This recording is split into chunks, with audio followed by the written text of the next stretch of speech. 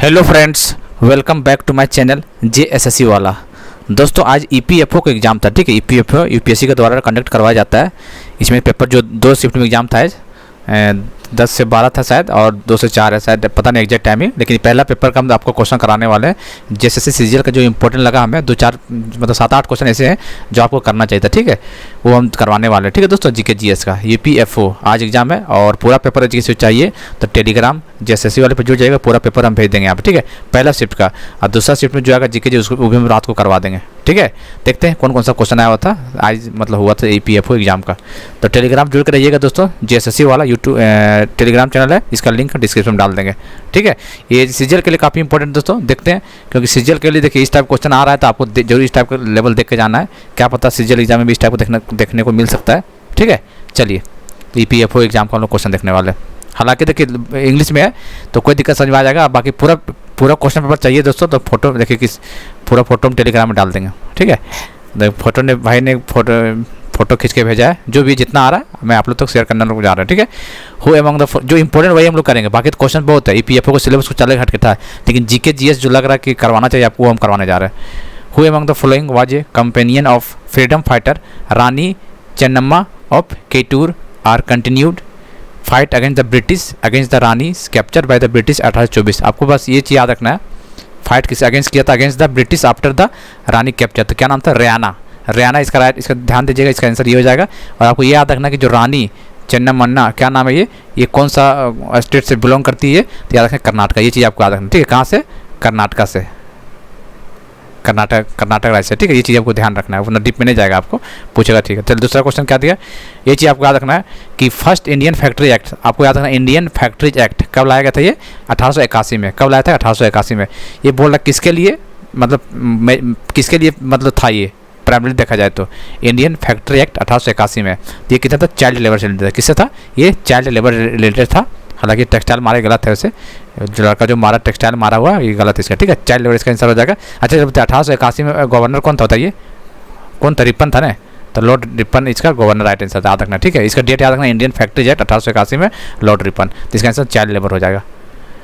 चलिए, आज़ाद हिंद फौज बताइए, INA आज़ाद हिंद फौज का फॉर्म कब कहाँ हुआ था दोस्तों? तो सिंगापुर में हुआ था। कब हुआ था बताइए? सुभाष चंद्र बोस के द्वारा। और कब? 1942 से 43, 42 से 43 जो भी है देख लीजिएगा। ठीक है, सुभाष चंद्र बोस सिंगापुर में हुआ था। ठीक है, चलिए बाकी ये तो इतना इंपॉर्टेंट नहीं है। जो सीजीएल लेवल वो हम बात करेंगे।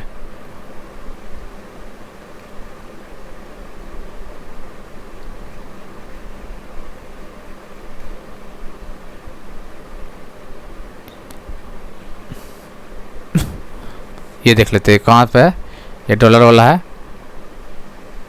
हाँ, ये देख लेते हैं। ये भी आपको सीजीएल के काम का नहीं है। 4-5 क्वेश्चन उधर हो गया। ठीक है, चलिए आगे देखते हैं कौन ला है। ये पूरा पेपर हम भेज देंगे, आपको टेंशन मत लीजिए टेलीग्राम में। चलिए ये देखिए कंप्यूटर से रिलेटेड इसका सवाल, which of the following tag is use to insert comment on the HTML hyper text markup language में कौन सा यूज करते हैं? बताइए, तीनों कोड दिया हुआ आपको, बताइए तो कौन सा लग रहा है? तो इसका आंसर हो जाएगा D। ठीक है, ऐसे करके आएगा, इसका आंसर D हो जाएगा।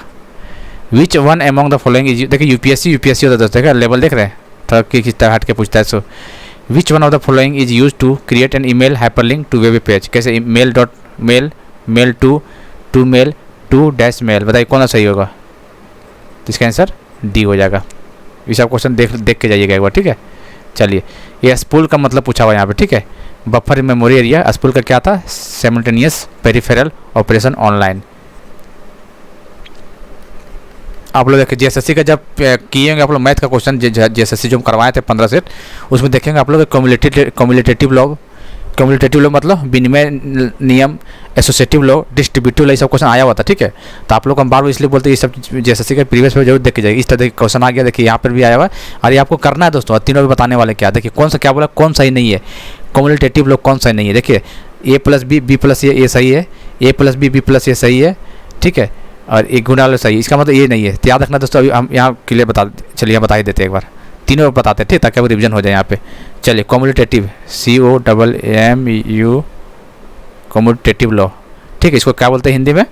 इसमें विनिमय लॉ बोलते हैं, ठीक है। इसमें क्या होता है दोस्तों, a plus B is equal to B plus A लिख सकते हैं, ठीक है, कम्यूटेटिव में, और a गुने B is equal to B गुने ए लिख सकते हैं, ठीक है।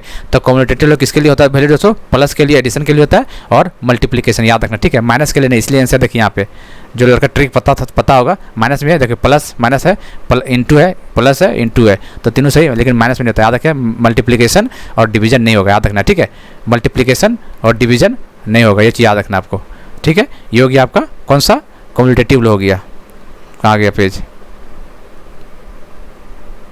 चलिए हो गया। और अब एक और दूसरा देख लेते हैं, अगर कौन लेता था, एसोसिएटिव। ये कौन होता है, एसोसिएटिव लॉ। एसोसिएटिव को क्या बोलते हैं, सहयोगी।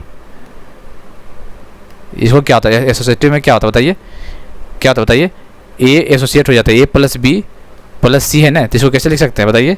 इसको लिख सकते हैं ए प्लस बी प्लस सी, ऐसे लिख सकते हैं। गुना में कैसे कर सकते हैं, ए गुने बी प्लस सी गुना है तो गुना आ जाएगा, किसके बराबर हो सकता है ये, ए गुने फिर बी गुने सी। तो ये भी देखिए एसोसिएटिव भी है, क्या एडिशन के लिए है और मल्टीप्लिकेशन के लिए। तो ये प्रॉपर्टी याद रखना, एग्जाम में पूछ सकता है सीजीएल वाले खास करके, ठीक है। और एक और क्या बताते हैं, डिस्ट्रीब्यूटिव बता देते हैं यहाँ पे, ठीक है। डिस्ट्रीब्यूटिव लॉ, डिस्ट्रीब्यूटिव क्या बोलते हैं दोस्तों, वितरणात्मक बोलते हैं उसको, ठीक है। ये क्या होता है, ये भी वही है, डिस्ट्रीब्यूट हो जाता है, ए प्लस जैसे बी प्लस सी है ना, प्रॉपर्टी होता है इसका। इसको क्या लिख सकते हैं हम लोग, इसको लिख सकते हैं ए गुने बी प्लस ए गुने सी। ये प्रॉपर्टी है आपका, ये किसका, डिस्ट्रीब्यूटिव का है। ये भी सेम है, एडिशन और मल्टीप्लिकेशन में लागू होगा, ठीक है। ये ठीक है दोस्तों, और ये सब्ट्रैक्शन में भी लागू होता है, ये चीज़ ध्यान दीजिएगा, ठीक है। तो ये चीज़ देख लीजिए, 3 लोग बता दिए। इस टाइप क्वेश्चन पूछेगा आपको, सीजीएल में भी पूछ सकता है। कम्यूटेटिव पढ़ लेना है, एसोसिएटिव पढ़ लेना है, और डिस्ट्रीब्यूटिव पढ़ लेना है। एग्जाम्पल देख लेना, उसको समझ में आ जाएगा, ठीक है। इसलिए देखिए कितना इंपॉर्टेंट क्वेश्चन है आप लोग के लिए, इसलिए हम करवा रहे हैं सीजीएल के लिए, ताकि आपको पता चल जाए। देखिए ऑपरेटिंग सिस्टम से क्वेश्चन पूछ रहा है, ये कौन सा लेयर का है, ठीक है। हालांकि इसके बारे में हम करवा देंगे दोस्तों, लेकिन हमको नहीं लगता है यहाँ पे डीप में इतना जाएगा सीजीएल में, लेकिन फिर भी करना पड़ेगा। 7 तरह का लेयर होता है ना, तो ये पूछ रहा है कौन सा layer, communication between computer and network. ये कौन सा लेयर में आता है, ट्रांसपोर्ट लेयर में आता है। किसमें, ट्रांसपोर्ट लेयर में। ये चौथा लेयर होता है, हालांकि हम बता देंगे, इसमें क्लास लेंगे हम, बनाएंगे, ठीक है। कंप्यूटर से रिलेटेड हम सीजीएल के लिए इसमें बना देंगे, तो इसका आंसर बी हो जाएगा। आगे देखते हैं, देखिए डीएनए से आ गया ये क्वेश्चन। डीएनए कितना बार क्वेश्चन करवा चुके हैं। डीएनए रेफर्स टू ये डीऑक्सीराइबोन्यूक्लिक एसिड फुल फॉर्म है, तो ये तो सही बात है, ये तो ठीक है। ET located in the ribosome. पहली बात कि राइबोसोम में न्यूक्लियस डीएनए नहीं होता, इसका गलत हो गया ये। It is composed of ribonucleic acid, E RNA होता है, इसका फुल फॉर्म आरएनए, ये गलत हो गया। It make a copy itself, ये बात सही, इसका मतलब 1 और 4 इसका सही हो जाएगा। 1 और 4 कौन, ये भाई साहब ने बी मारा है, ठीक है। चलिए, तो इसका आंसर 4 हो जाएगा। और देख लेते हैं, जैसे देखिए क्वेश्चन आ गया, क्या नाम है, velamen and spongy tissue formed in tap root, epiphytic root, fibrous root और रेस्पिरेटरी रूट। एपिफाइटिक जड़, बताइए क्या होता है इसका। तो इसका आंसर क्या हो जाएगा, एपिफाइटिक रूट जड़ हो जाएगा ये, इसका आंसर बी हो जाएगा। ये सब आपके लिए नया नया क्वेश्चन है जो कि आ सकता है, ऐसा बात नहीं, साइंस का पोर्शन है। तो ये देखिए, which one of the following not correct, बताइए कौन सा गलत, सही नहीं है, not correct. Hydrogen ion can not exist alone, सही बात है ये। All compound containing hydrogen are acidic, all compound नहीं, ऑल नहीं, गलत बात है। आगे देख लेते हैं, separation of H+ ion form HCl molecules cannot occur in the absence of water, सही बात है। Water soluble bases are not alkali, इसका मतलब कौन गलत है, इसका आंसर बी हो जाएगा, सही है, ठीक है। चलिए कोई बात नहीं, सही मारा भैया ने। चलिए, विच of the following alkali metal है द हाईएस्ट बॉइलिंग पॉइंट, इसमें से बताए हाईएस्ट बॉइलिंग पॉइंट किसका होता है, लिथियम, सोडियम, पोटेशियम, रुबिडियम। तो बॉइलिंग पॉइंट जैसे देख ग्रुप में क्या होता है, ऊपर से नीचे जाएंगे ना, तो बॉइलिंग पॉइंट कम होता है या बढ़ता है, कम होता है, ठीक है। तो ऐसे देखा जाए, इसमें चारों में से बॉइलिंग पॉइंट देखा जाए तो सबसे ज़्यादा किसका होता है, लिथियम का होता है। किसका, lithium is the right answer. आगे देख लेते हैं, चलिए आगे कहाँ गया, आपका काम का क्या है, ये तो काम का नहीं है, ये भी काम का नहीं है। हाँ, ये काम का, आप देखिए ये वाला काम का है।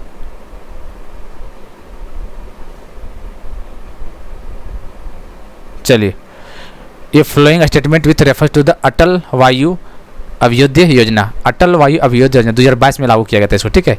इसको देख लीजिएगा, 2022 में लाया गया था, ABYAY अटल वायु अभ्युदय योजना। ये इसके बारे में क्या है, 2022 में लागू किया गया था।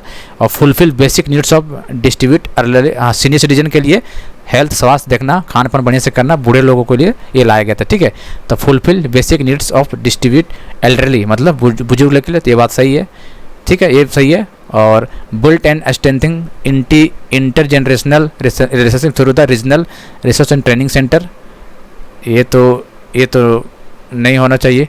Provide guaranteed monthly pension of citizen early, establish Atal incubation centre for early citizen. इसका मतलब 1, 2 और 4, इसका मतलब 1, 2, 4 सही हो जाएगा, ठीक है। इसका आंसर सही मारा हुआ है, ये देख लीजिएगा। ये लाइन आप लोग देख लीजिएगा, ABYAY ये योजना ये कब लागू किया गया था, और बाकी चीज़ देख लीजिएगा। ये सीनियर सिटीजन के लिए योजना है, आप लोग देख लीजिएगा, ठीक है।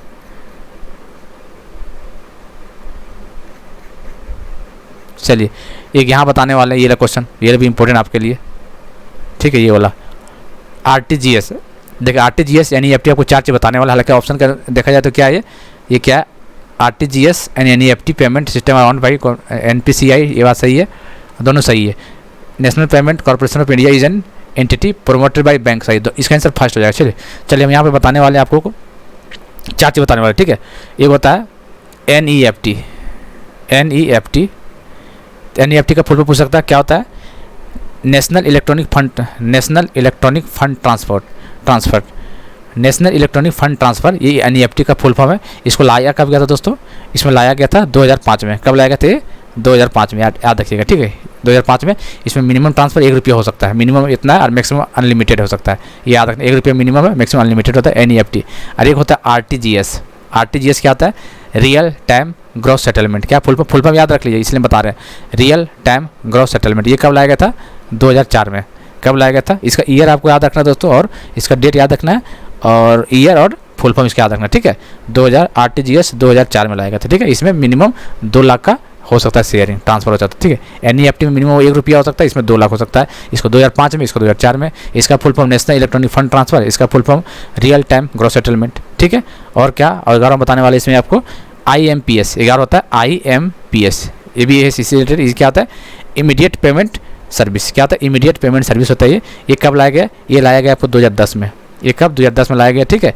और एक क्वेश्चन दिया हुआ है यहाँ पे देखिए, NPCI national payment corporation of India, इसका फुल फॉर्म, चारों का फुल फॉर्म देख लीजिएगा, national payment corporation of India. ये कब लाया गया था, 2008 में, ठीक है। कब लाया गया था ये, 2008 में, याद रखना आपको, ठीक है। तो क्या बोले, NEFT 2005 में, RTGS 2004 में, IMPS 2010 में, और NPCI जो है 2008 में, NPCI 2008 में, और IMPS 2010 में, RTGS 2005 में, 4 में सॉरी, और NEFT 2005 में। आपको डेट याद रखना है और फुल फॉर्म इसमें याद रखना है, इंपॉर्टेंट है, बन सकता है आपको ये सवाल यहाँ से, ठीक है। चलिए,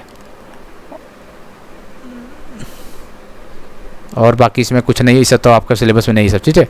तो जो क्वेश्चन मिला, हालांकि क्वेश्चन और भी थे, आप मैथ रीजनिंग का भी था, लेकिन पूरा PDF कराना मुश्किल है, लेकिन चलिए हम भेज देंगे आपको। जिसको क्वेश्चन चाहिए उसको टेलीग्राम JSSC वाला पे जुड़िएगा, ठीक है। और बाकी जो लगेगा इंपॉर्टेंट हम आपको जरूर बनाएंगे वीडियो, ठीक है। एक अगला शिफ्ट जो हो रहा है 2 से 4 है, अब देखते हैं कौन कौन सा क्वेश्चन आता है, पेपर भेजेगा तो हम बताएंगे आपको, ठीक है दोस्तों। ये इंपॉर्टेंट है CGL के लिए, खासकर जो क्वेश्चन बताएं हम, ठीक है। चलिए फिर मिलते हैं अगले वीडियो में।